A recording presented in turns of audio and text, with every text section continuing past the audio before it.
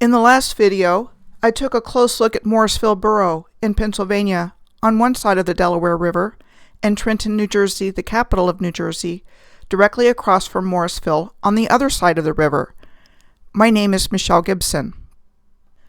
The starting point on the circle alignment for this video is Sayreville, a borough in New Jersey located in Middlesex County in northern New Jersey. Near the Raritan Bay, on the Raritan River, long a transportation and trade route predating colonial times. This S-shaped river bend at Sayreville on the top left is compared with the S-shaped river bend at the Ukok National Park in the Altai Mountains of Central Asia on the top right, the Big Bend of the Rio Grande River in South Texas on the bottom left, and the Horseshoe Bend of the Colorado River on the bottom right. Charles Morgan III and the Morgan clan were said to have arrived from New York in the early 1700s to settle the 645 acres granted to them by New Jersey's first proprietors, John, Lord Berkeley of Stratton, and Sir George Carteret. This land became known as the Morgan section of Sayreville. Members of the Morgan family were the proprietors of the Morgan Inn, which was established sometime around this same time in 1703. The Morgan Inn later became infamously known as the Old Spy Inn, as this place saw a lot of activity during the Revolutionary War. It was believed to be haunted, and the Old Spy Inn burned down in 1976. The Welsh pirate Henry Morgan was mentioned as having a possible connection to these New Jersey Morgans, but the dates didn't check out when I looked into it. Henry Morgan was said to have died in 1688, so he could never have gone to the inn as he was purported to have done on occasion. However, I will take this opportunity to mention that Henry Morgan was given the credit historically for the sacking of the Star Fort San Lorenzo in Chagres, Panama, near Colon, in 1670, and the sacking and destruction of Old Panama City the following year in 1671. Here is Old Panama City before, with the Star Fort depicted in this diorama here, and Old Panama City after, without a Star Fort left standing. You know, the Captain Morgan's from Captain Morgan, exactly the same historical character. Sayreville received its final naming from James Sayre, Jr. of Newark, one of the two co-founders of the Sayre and Fisher Brick Company in 1850. There are extensive clay deposits in the area, and the Sayre and Fisher Company quickly became one of the largest brick-making companies in the world. Big companies including, but not limited to, DuPont, established plants in Sayreville for gunpowder production initially in 1898, and later for paint and photo products. The Raritan River Railroad operated freight and passenger service through here between 1888 and 1980, after which time Conrail took over rail operations. This is the logo for the Raritan River Railroad on the left and the logo for Rolls-Royce on the right. The similarity between these two logos tells me these two companies were connected in some way. Besides the fact the logos look virtually identical, it brings to mind what I found in Derby, England. I found Derby near the Algiers circle alignment as I was tracking it through England in the last series. Derby is the geographic center of England, and the Derwent River Valley in Derbyshire is considered the birthplace of the Industrial Revolution. Rolls-Royce is a global aerospace, defense, energy, and marine company focused on world-class power and propulsion systems, and its civil aerospace and nuclear divisions are in Derby. As well as the Railway Technical Center, the technical headquarters of British Rail, and considered the largest railway research complex in the world. And Derby is the location of Bombardier Transportation, the rail equipment division of the Canadian company Bombardier, and for many years the United Kingdom's only train manufacturer. There are certainly interconnecting pieces of the puzzle to be found lying around these tidbits of otherwise disconnected information. Back to Sayersville. The extensive clay deposits here include the Crossman Clay Pit, having gained recognition as a premier source for amber as well as pyrite and a diversity of fossils. The John F. Kennedy Memorial Park is adjacent to the Crossman Clay Pit.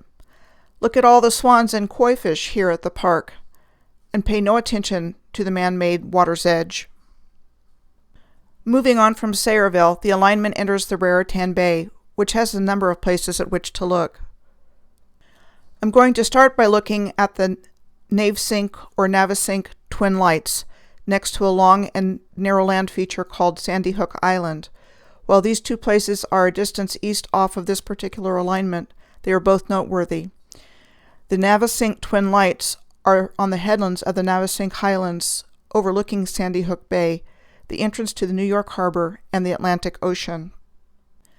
Navesink was also the name of the Lenape people who inhabited the Raritan Bay shore near Sandy Hook and Mount Mitchell in the scenic highlands in eastern New Jersey. We are told, however, that the Twin Lights were built in 1862. The American Civil War is said to have taken place between 1861 to 1865, so we are expected to believe this solid masonry structure was built during wartime, and we will keep seeing similar attributions given to many structures. Sandy Hook is described as a barrier spit in Middletown Township, which is located in Monmouth County, New Jersey. It is 6 miles or 10 kilometers long and at its widest 1 mile or 2 kilometers across. It encloses the southern entrance of the New York Bay and provides protection from the open waters of the Atlantic to the east. Fort Hancock and the Sandy Hook Lighthouse are located at the northern end of Sandy Hook. The lighthouse on Sandy Hook at Fort Hancock is said to be the oldest working lighthouse in the United States, and we are told it was built in 1764. The construction of the fort of Sandy Hook was said to have started in 1857 and ended in 1867, without completing the building of the fort under the supervision of then-Captain Robert E. Lee of the Corps of Engineers, and was designed as a 5-bastion irregular pentagon, describing a star fort perhaps, built primarily of granite, which rates as 7 to 9 on the Mohs scale of relative hardness to other minerals. Not only was the fort said to not have been completed, it was also said to have had most of its surviving parts taken down by the United States Army after World War II. The batteries of the now designated Fort Hancock were said to have been constructed starting in 1890 as part of the Sandy Hook Proving Ground for the testing of coastal defensive weapons, like Battery Potter. Battery Potter is described as the prototype for a steam hydraulic gun lift carriage, otherwise known as a disappearing gun. Fort Hancock is said to have become inactive in 1974 and is now a part of the National Parks of New York Harbor and the Gateway Recreation Area under the National Park Service. Just north of Sandy Hook is the Ambrose Channel, the main shipping channel in and out of the Port of New York and New Jersey. On the other side of the Ambrose Channel from Fort Hancock on Sandy Hook is Fort Tilden on the Rockaway Peninsula in New York, a now abandoned Army installation that was said to have been built in 1917 and in use until 1995. It is now part of the Gateway National Recreation Area and administered by the National Park Service, like Fort Hancock. Now back to Raritan Bay, where the Great Beds Lighthouse is on the alignment I am tracking, just offshore from the northwestern New Jersey coast, located at the Great Beds Shoal near the mouth of the Raritan River. It was said to have been built in 1880 and manned until 1945. The Old Orchard Lighthouse is said to have been built in 1883 and is 3 miles south of the center of Staten Island. This is the West Bank Lighthouse, which serves as the front range light for the Ambrose Channel, which is used in navigation to indicate safe passage or position fixing. It was said to have been built in 1901.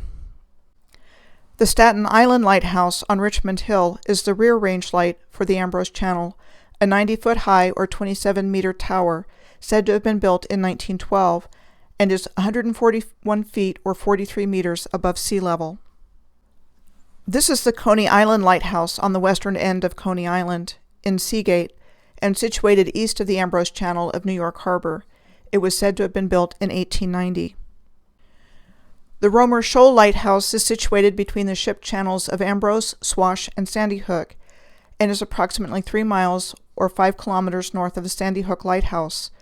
It was badly damaged by Hurricane Sandy in 2012. It was said to have been built in 1838. My personal position, after 3 years of intensive study of this subject, is that the lighthouses around the world were built by the maritime, ancient, advanced civilization that has been removed from our collective awareness. This alignment tracks very close to, if not directly over, Fort Wadsworth on Staten Island. Fort Wadsworth is described as a former United States military installation on Staten Island, situated on the Narrows, which divides New York Bay into upper and lower halves, said to have been established before the War of 1812, as well as between 1845 and 1861. I could not find clear reference dates on its construction, and is described as a natural defense point for the upper bay of Manhattan and beyond.